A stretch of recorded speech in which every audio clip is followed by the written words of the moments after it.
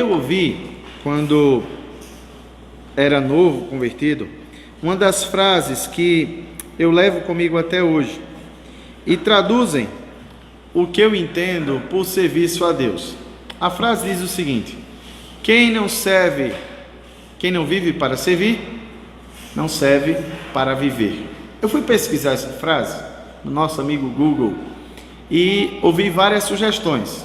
Há quem diga que essa frase é de Gandhi. Também tudo que é de bom hoje as pessoas atribuem a Gandhi. Eu não acredito que seja. Há outros que dizem que essa frase é um ditado popular. Mas de toda forma, independente da origem, eu acredito que na graça comum Deus dá inteligência às pessoas, e eu concordo piamente com o entendimento dessa frase, de que quem não vive para servir, não serve para viver. Pois Deus, desde o Éden, dona Janete, Deus nos criou para o serviço. Os teólogos entendem, Peterson, que Deus deu 3 mandatos a Adão: o mandato social, que era de constituir família, de se envolver criar em torno de si uma comunidade; o mandato espiritual, de lealdade e submissão ao Senhor; mas também o mandato cultural, que dizia que Adão e Eva deveriam sim produzir cultura para a glória de Deus, usar a agricultura, a pecuária e todos os recursos, a arte e tudo que Deus disponibilizou para que o nome dele fosse honrado e fosse glorificado. E portanto, Deus fez os seres humanos para o serviço. Há quem pense que o serviço, o trabalho, seja fruto do pecado. Não é. O que é fruto do pecado é a fadiga, o cansaço. E aí, irmãos, Deus fez os seres humanos para o serviço. Mas é importante que também aqui, a guisa de introdução, a gente também desfaça um entendimento errado. Eu não sei se você já ouviu a seguinte expressão: no meu trabalho secular eu faço isso. À luz de 1 Coríntios 10:31, que diz que quer comais, bebais ou façais qualquer outra coisa, fazei tudo para a glória de Deus, e entendendo que tudo pertence a Deus, essa divisão de secular e sagrado é uma divisão que está errada e é fruto de um pensamento equivocado do período medieval. Nada é secular, tudo é de Deus. Todas as coisas são de Deus, o universo é palco da glória de Deus e, portanto, eu até entendo o meu trabalho cotidiano, no meu trabalho de dia a dia, no meu trabalho na escola, no meu trabalho na universidade, no meu trabalho no comércio, mas não existe trabalho secular, porque essa lógica de isso aqui que eu faço é secular, mas isso aqui que eu faço é religioso, isso é uma lógica católica romana.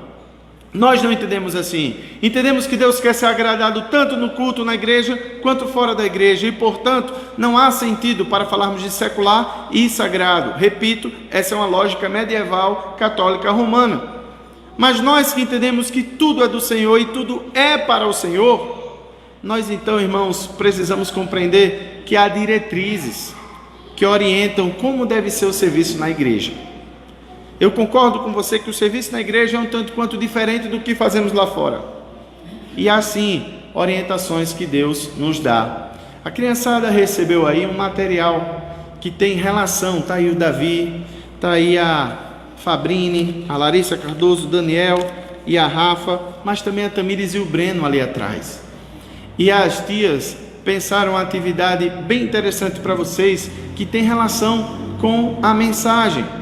Deus quer das crianças. Davi recebeu dons, o Breno, que está ali atrás, recebeu dons de Deus, a Tamires recebeu dons de Deus, a Larissa e a Fabrine, e portanto, Deus quer que Daniel, Rafaela, Davi, todas as crianças e todos os adultos aqui entendam como deve ser esse serviço que nós oferecemos a Deus.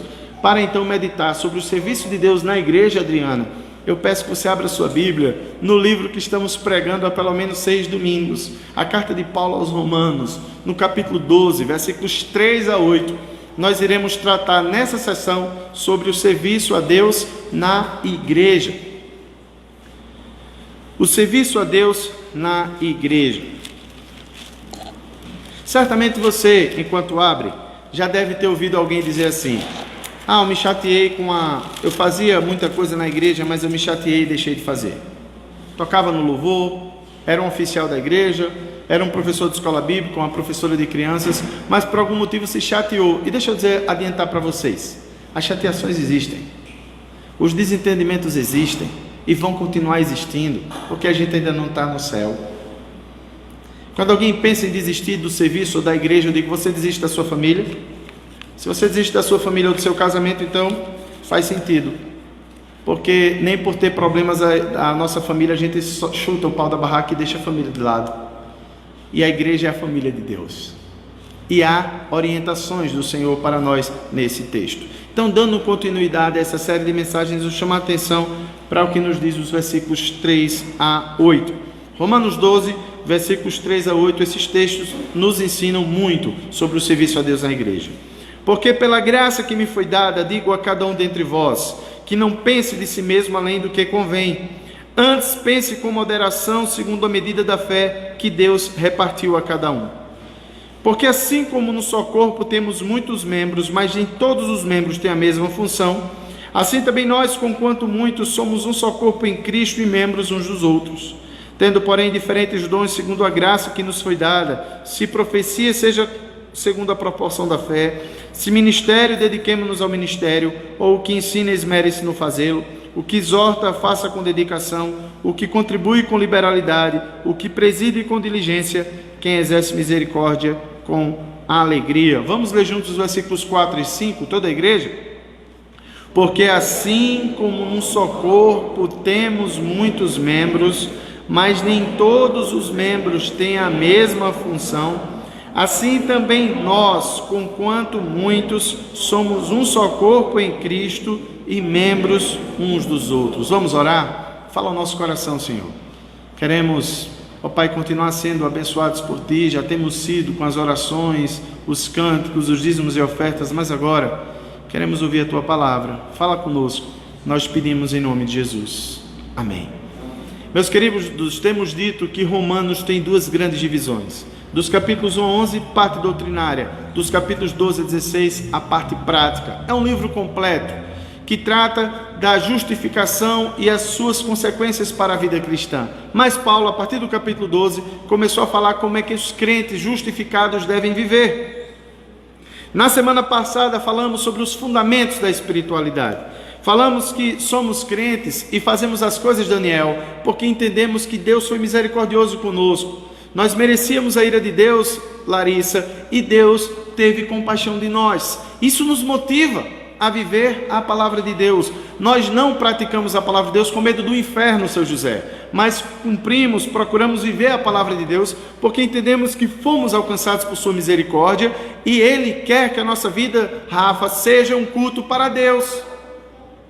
Então, Paulo também nos orienta a rejeitar o mundo e a transformar nossa mente. E agora, dos versículos 3 a 8, após ele ter falado de como deve ser, Wesley, meu relacionamento com Deus, porque tudo parte do meu relacionamento com Deus, preste atenção nisso. Tudo que vamos tratar até o capítulo 16 de Romanos tem relação com Romanos 12, 1 e 2. Tudo que você faz é um resultado da maneira como você enxerga seu relacionamento com Deus. Sabe por quê? O verso 3 explica. Porque pela graça que me foi dada, digo a cada um de vós, não tenha de si mesmo um conceito mais elevado do que deve ter. Sabe o que Paulo está dizendo, Fabiano? Que quando eu compreendo quem Deus é, eu compreendo quem eu sou. Eu só tenho, Adriano, uma leitura correta de mim mesmo quando eu compreendo a misericórdia de Deus. Do contrário, Delma, surge no meu coração orgulho, Daniel, surge soberba, surge vaidade. Mas se eu tenho alguma coisa, ou se eu sou alguma coisa, eu sou por causa da graça de Deus. E Paulo começa dizendo isso. Porque pela graça que me foi dada, digo, não tenha ninguém de si mesmo um conceito mais elevado do que deve ter. E é aqui, irmãos, que extraímos lições sobre o serviço a Deus na igreja. Deus salvou, e as pessoas que Ele salvou, Ele deu dons. A gente está num tempo de construção aqui na igreja. Mas Deus deu a Peterson uma percepção de coisas que eu não consigo ter. A gente vai lá na construção e diz: olha, pastor, aqui é uma escada, aqui cabe isso, aqui cabe aquilo. Eu digo: meu Deus, eu não sei como é que cabe tanta coisa, mas Deus deu a ele. Eu falei pela manhã que Deus deu ao nosso irmão Fabiano e à minha esposa Laísa uma voz aveludada. que eu tentei tanto, irmãos. Eu já estudei tanto, Fabiano, já fui para conservatório, já fiz técnica vocal, mas Deus não me deu. Você pode colocar, irmãos, um jogador de futebol que tenha talento para treinar com o melhor técnico. Mas se Deus não deu dom a ele, no máximo que ele vai ser um jogador disciplinado e conhecer de tática. Mas a genialidade de Messi, de Romário, de Ronaldinho Gaúcho, não é todo mundo que tem, do Maradona. Deus deu. E isso é significativo para nós, porque tudo vem de Deus. E se recebemos algo, recebemos não porque somos bons, mas por causa da sua misericórdia. E daí, precisamos pensar o serviço a Deus na igreja como parte desse plano redentor. Deus bem poderia ter salvado você e de repente, levava para o céu. Não seria até mais fácil, seu José? Deus foi justificado, vai para o céu. Foi justificado, vai para o céu. Era arrebatado todo mundo. Mas Deus não quis, Petas. E Deus não quis por uma razão, seu Celídio. Ele fez a sua igreja ser sal da terra e luz do mundo. Eu estava explicando a Daniel hoje o que significa a igreja ser o corpo de Cristo. E eu disse, sabe o que é? É porque o mundo não tem como enxergar Cristo. Não lê a Bíblia o mundo. E como disse Billy Graham, o que é que o mundo lê? Vida de crente. Então a igreja é a Bíblia para o mundo. A igreja é o instrumento através do qual as pessoas veem Cristo. O povo de Deus reunido, quando vive a palavra, reflete Cristo. Por isso a igreja é o corpo.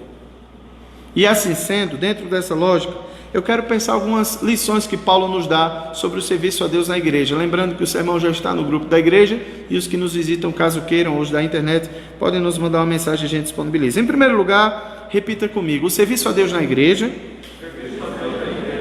requer consciência de mordomia. Esse é o primeiro ponto. O serviço a Deus na igreja requer consciência de mordomia, ou seja, todos somos mordomos. A criançada não conhece muito esse termo mordomo, porque hoje quem tem mordomo é só gente muito rica, não é? Mas significa o seguinte, que servir a Deus na igreja requer, criançada, e requer, irmãos adultos, que nós entendamos que somos empregados de Deus, trabalhadores de Deus, se você preferir. Mas tudo é dele, tudo volta para ele. O Salmo 24, verso 1 diz: do Senhor é a terra, a sua plenitude, o mundo e os que nele habitam. Quando estava em Atenas, Paulo disse em Atos 17, 24: nele nos movemos, nele nós existimos. Em Tiago 1,17 diz que toda boa dádiva e todo dom perfeito vem do alto. Ô irmãos, Ivete Sangalo, eu não gosto do comportamento dela e das músicas dela, mas a voz que ela tem, o dom dela cantar veio de Deus. Ela usa de forma errada, mas o dom veio de Deus. O dom que eu prefiro Messi do que Cristiano Ronaldo, mas de ambos veio de Deus. O dom que o artista tem, o Oscar Niemeyer, por exemplo, arquiteto, imagino que ele fosse, apesar de ateu e marxista, Oscar Niemeyer, ele tinha um brilhantismo técnico absurdo, veio de Deus. Meus queridos irmãos, eu quero chamar a atenção de vocês que tudo vem de Deus, e isso já nos traz uma consciência de que o serviço a Deus requer a noção de que somos empregados do Senhor. E consequentemente, tudo que temos, devemos devolver a Ele. Você não recebeu nada para ficar com você mesmo. Se Deus lhe deu mais recursos, é porque Deus quer que você seja instrumento para outras pessoas. Se Deus lhe deu uma inteligência diferenciada, com um propósito, Deus deu para a honra do seu nome e para a bênção de outras pessoas ao seu redor.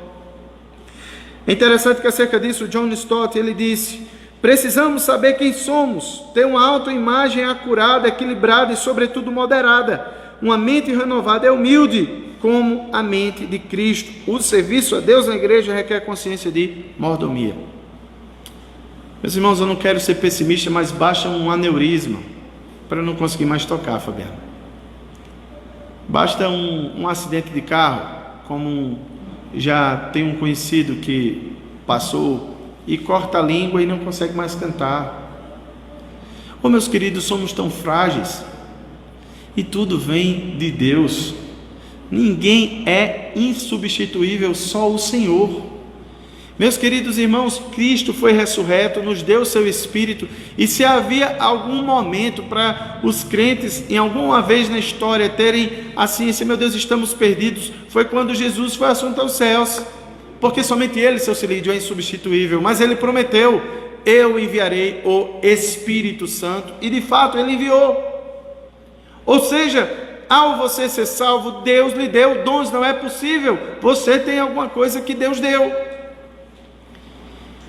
E de forma bem prática, como é que eu identifico, já adiantando um assunto da rede Jovens Reformados que a gente vai ter, como é que eu identifico um dom, Márcia, que eu tenho? Primeiro, eu gosto muito do negócio. Geralmente, quando a gente recebe um dom, a gente tem uma afeição natural por aquilo, a gente gosta de fazer aquilo. Mas tem outro detalhe: as pessoas reconhecem esse dom, Adriana. Então, por exemplo, não adianta você gostar de cantar muito e as pessoas ao seu redor não reconhecem que você tem esse dom. Na multidão dos conselhos há sabedoria. Quando Deus dá um dom, irmãos, não tem quem tire, pois a palavra de Deus diz que os dons de Deus e a vocação são irrevogáveis. Amém? Então o serviço a Deus na igreja requer consciência de mordomia. Nós somos empregados do Senhor. Davizinho, nós somos de Deus, Deus nos deu tudo, nós somos empregados, servos dele. Esse é o primeiro ponto. Então nada de alguém chegar e dizer: eu toco mais que você, eu faço mais que você isso. Deus deu habilidades a Fabiano que não deu a mim, me deu algumas habilidades que não deu a ele, e isso é o corpo. Mas há uma segunda lição, irmãos, nós identificamos isso aí a partir do versículo 4. No primeiro nós vemos: pela graça que me foi dada, ou seja, o serviço a Deus na igreja requer consciência de mordomia. Mas há um segundo requisito. Repita comigo: o serviço a Deus na igreja requer consciência de interdependência entre os irmãos. Nem dependência, nem independência. Nem dependência, nem independência. Interdependência. Tem irmãos na igreja que ficam muito dependentes de outro irmão. Ah, irmão, ora por mim. E toda semana, ora por mim, ora por mim, ora por mim. E fica assim anos. Irmãos, pode pedir oração para mim todo dia. Eu sou pastor e eu oro. Mas às vezes se cria na comunidade, entre os crentes, um vínculo de dependência que não é bom. Eu quero chamar a atenção de vocês que a autonomia, a independência é o outro extremo disso. Há pessoas que dizem: eu não preciso estar na igreja, eu posso viver a minha vida à parte da igreja. E deixe-me lhe dizer uma coisa que eu disse hoje pela manhã. A gente o tempo todo, os comunicadores dizem, Wesley, que a gente está mandando mensagens. Até em silêncio a gente fala, os nossos gestos falam. E nesse sentido, quando uma pessoa deixa de congregar, irmãos, ela está mandando uma mensagem muito direta. Sabe o que é? Eu não preciso da igreja. Eu não valorizo o corpo. Descumprindo o que, por exemplo, Hebreus 10, 25 diz: não deixando de congregar como é costume de alguns. Antes, admoestemo-nos uns aos outros, enquanto o dia se aproxima. Nem dependência, nem independência, interdependência. Nós precisamos uns dos outros. Eu preciso das habilidades da irmã Delma, eu cresço com ela. Eu cresço com as habilidades de Fabiano, com as habilidades de Bruno e da Stephanie. E vocês crescem com aquilo que Deus me deu. E como corpo, nós crescemos. Como corpo, trabalhando conjuntamente, o nome de Deus é glorificado. Isso tanto é verdade que Jesus, na oração sacerdotal, no capítulo 17, verso 21, ele diz: Senhor, eu rogo a Ti, para que eles sejam um, para que o mundo veja que Tu me enviaste. Em 1 Coríntios 12, 14 a 23, eu fiz questão de ler esse texto no início e repito só uma parte. 1 Coríntios 12, versículo 25. Para que não haja divisão no corpo, pelo contrário, cooperem os membros com igual cuidado em favor dos outros. Meus irmãos, a vida, eu tenho aprendido, é uma grande montanha russa, de altos e baixos. Você pode ser que hoje esteja aqui, financeiramente, emocionalmente, seus filhos com saúde, mas em coisa de meses ou ano, pode ser que você esteja aqui. Eu conheci já pessoas que tiveram câncer, seu José, e perderam todos os recursos que tinham em coisa de meses. E conheço pessoas que também da noite para o dia, os seus negócios enriqueceram. Quem empobrece, enriquece, quem abaixa, quem exalta, quem mata e quem dá a vida é Deus. E Deus faz isso. E precisamos ter, de uma maneira muito consciente, a ideia de que a vida é breve, irmãos, e ela é muito incerta. Então eu preciso de você e você de mim. Isso não é retórica de pastor, isso é sério. Jesus disse que nós somos um corpo, e se cada um aqui distribuir e resolver dedicar o dom que Deus lhe deu para o Senhor, irmãos, não vai haver lugar nem naquele templo que estamos construindo. Vamos ter um problema muito bom, Petros, que eu tenho que procurar um outro lugar. Mas isso acontecerá se cada um entender, Daniel, o que Deus quer que faça. Deus quer que os dons de Daniel, os dons de Rafael, os dons de Davi, os dons de Larissa, os dons de Fabrina sejam utilizados para a glória de Deus. Os dons de Breno, os dons de Atamires. Deus deu dons ao seu povo e somos interdependentes. Acerca dessa questão, irmãos, mais uma vez, olha o que é que John Stott disse: dependemos uns dos outros, e essa mentalidade de fraternidade cristã é enriquecida pela diversidade dos nossos dons. Eu disse pela manhã, irmãos, se você vir uma reunião de homens, você logo identifica que não tinha mulher no meio, porque as reuniões que a gente organiza, só se aqui em Olímpia for diferente, porque lá no Nordeste, quando é um evento, Breno, de homens, a gente vê logo, é um negócio meio sem graça, assim, em relação à ornamentação, né?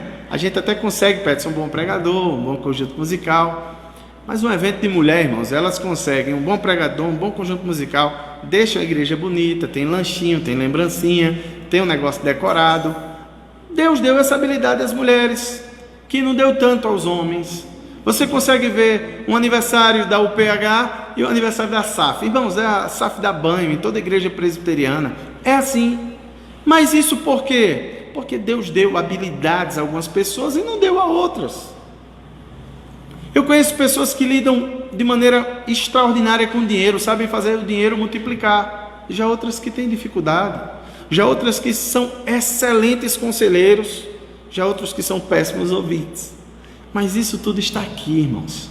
Aqui a gente tem uma riqueza fora do comum. E quem Deus deu? Quem fez isso? O próprio Deus. João Calvino, comentando sobre isso, ele disse o seguinte: Paulo deseja especialmente reprimir o orgulho que sabia que é inato do ser humano, para evitar que alguém se entristeça por não possuir tudo quanto necessita.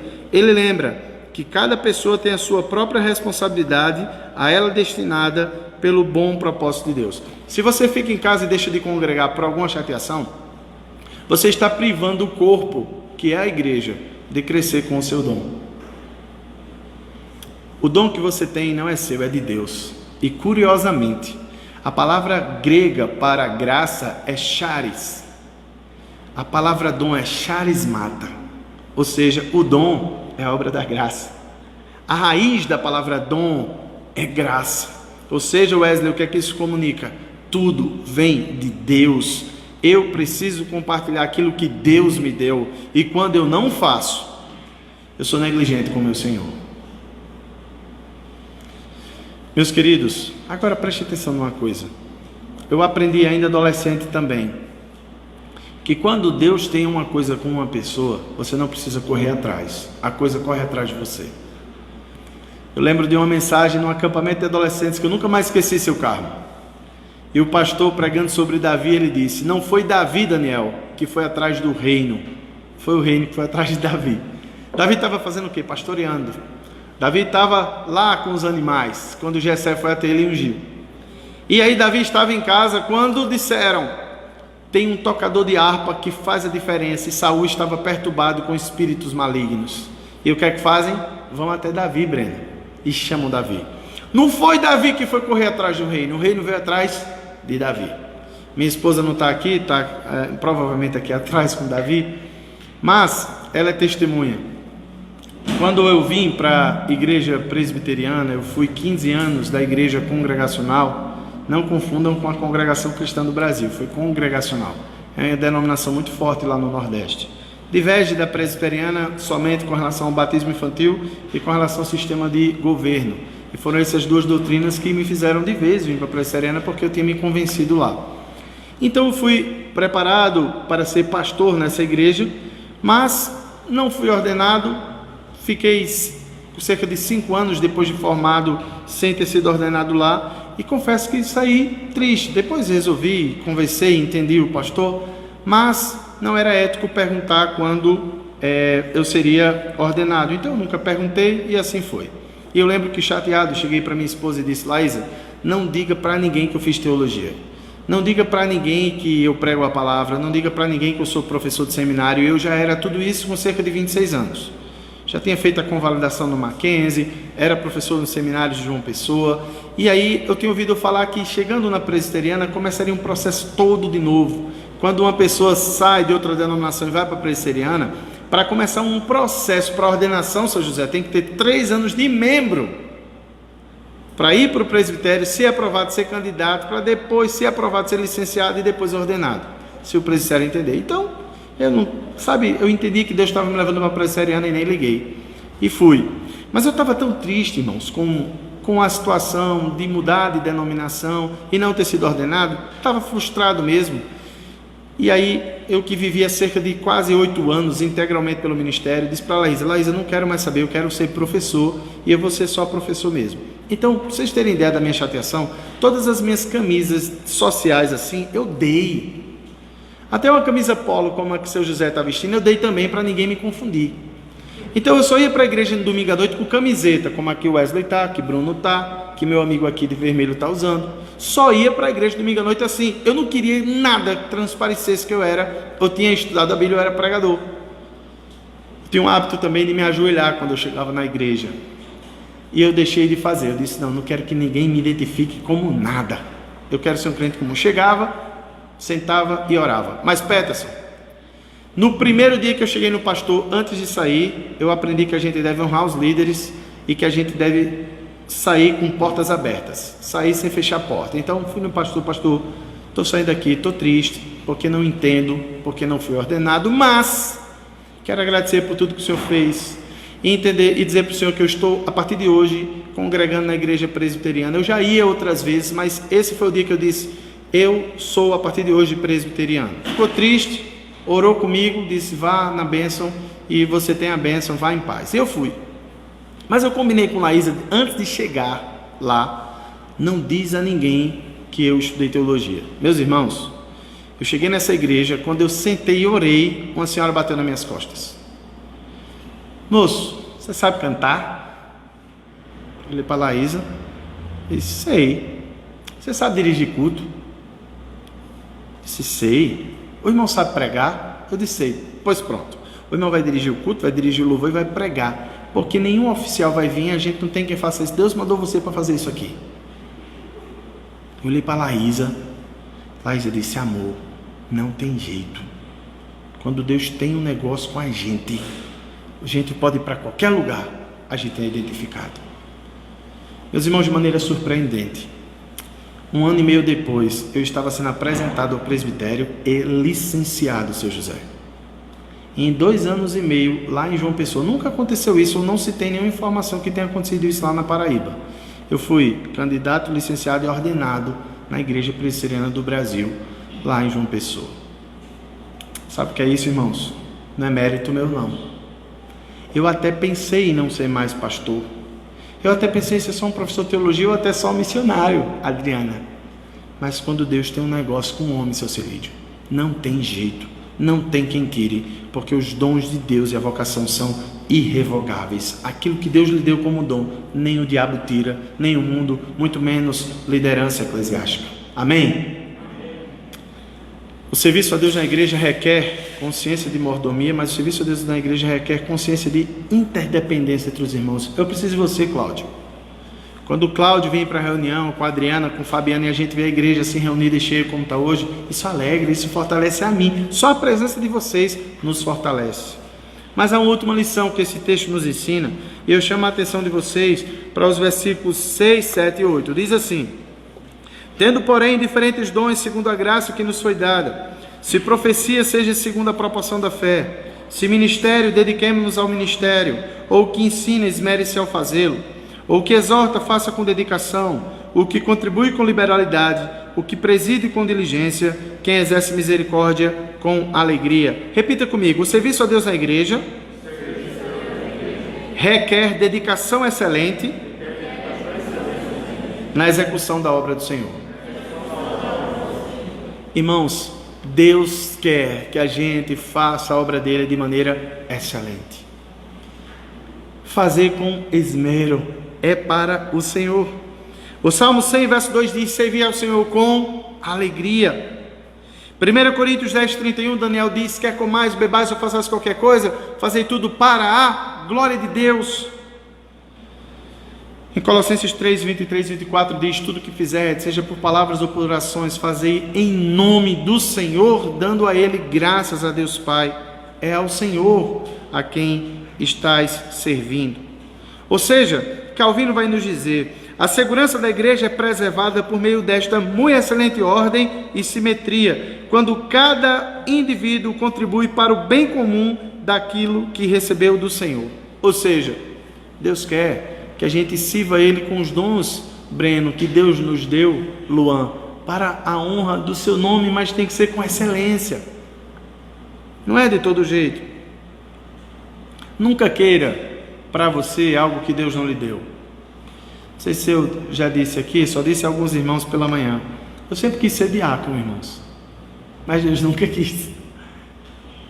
Eu lembro que quando eu cheguei na igreja presbiteriana, a esposa de um pastor chegou, ia ter eleição para diácono, a esposa chegou para o pastor e disse: eu vou indicar o nome de Kleber.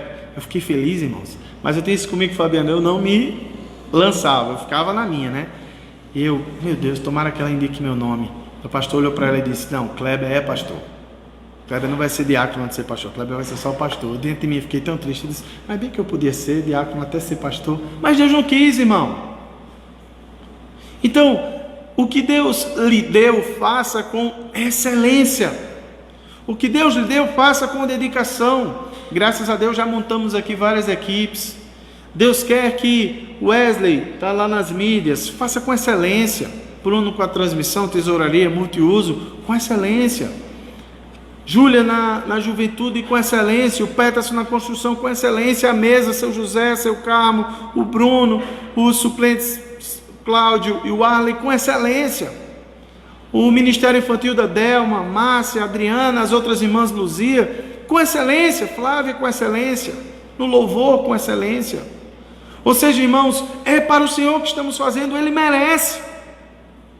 Eu insisto com meus filhos: por que a gente cultua a Deus? Porque Ele merece. Ele é digno do nosso culto. Então Fabrini vai fazer aqui o Data Show, faz da melhor forma, princesa, para a glória de Deus. O Davizinho aqui vai fazer alguma atividade da igreja, faz o melhor que você pode ser. Não é, eu vou fazer melhor do que a outra criança, não, faz o teu melhor para Deus. Ele quer o nosso melhor, Ele quer que nós nos dediquemos. Meus amados irmãos, a palavra do Senhor é clara: temos, porém, diferentes dons.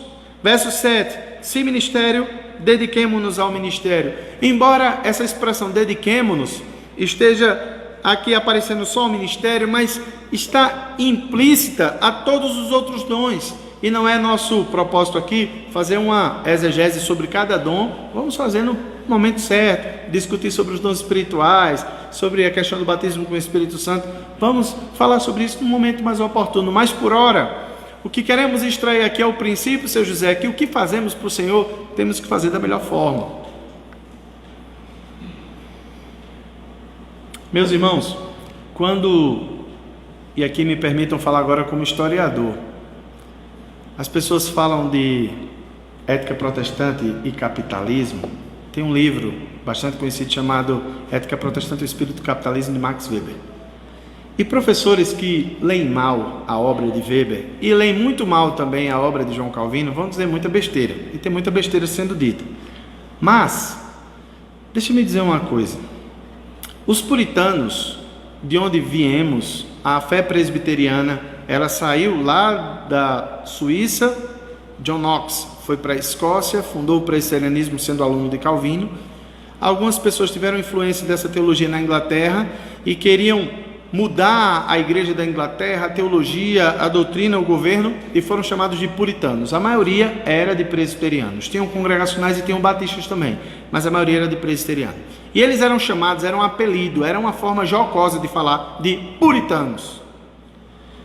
E eles, irmãos, foram para os Estados Unidos e fundaram o que os Estados Unidos são. Os Estados Unidos são fruto dos peregrinos, dos puritanos que foram convidados a sair da Inglaterra. Então Max Weber, ele faz uma análise mais ou menos, vou ser simples aqui com vocês.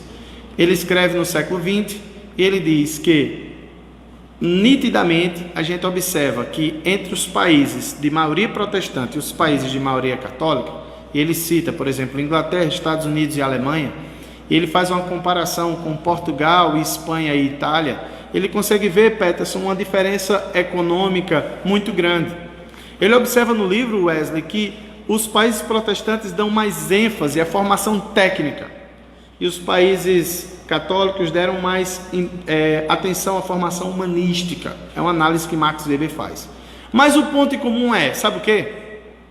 Weber vai dizer que a ética protestante forjou a maneira dos protestantes trabalharem. Olha, porque o trabalho fazia parte do seu culto para Deus. E isso trouxe o que ele chama de ética do capitalismo. Sabe o que é? Ele então mostrou que por causa dos protestantes, hoje o capitalismo desenvolveu, que eu não acho ruim isso, uma lógica de trabalho disciplinado, que tem uma moralidade que está associada, no sentido de que se você é dedicado, se você se esmera, se você é diligente, isso é bem visto.